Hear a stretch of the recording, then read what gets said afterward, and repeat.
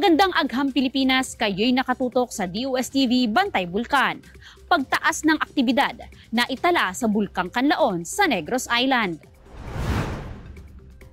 Batay sa ulat ng DOST Philippine Institute of Volcanology and Seismology o DOST PHIVOLCS para sa 24 oras na pagmamanman noong October 20, 2025, 7 beses nagbuga ng abo ang bulkan na tumagal ng mahigit 2 oras. Kabilang dito ang ash emission na naitala bandang alas 9 ng umaga at isa pa noong alas 4 ng hapon kahapon. Nakapagtala rin ang DOST PHIVOLCS ng 20 volcanic earthquakes at tinatayang mahigit 3,000 tonelada ng sulfur dioxide flux na inilabas ng bulkan sa loob lamang ng isang araw. Samantala, kinakitaan din ng ground deformation ng bulkan, senyales ng paggalaw ng magma sa ilalim ng lupa.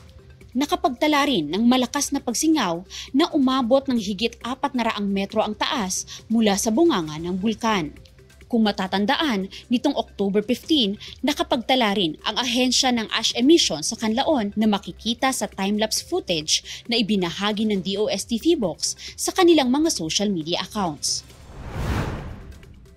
Sa kasalukuyan, nananatili sa alert level 2 ang Bulkang Kanlaon.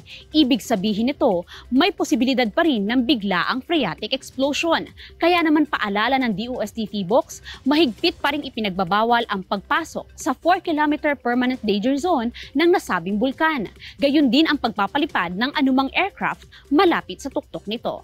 At yan ang ating DOSTV Bantay Bulkan. Ako si Desa Maderal, delivering science for the people. One DOST for you, solutions and opportunities for all.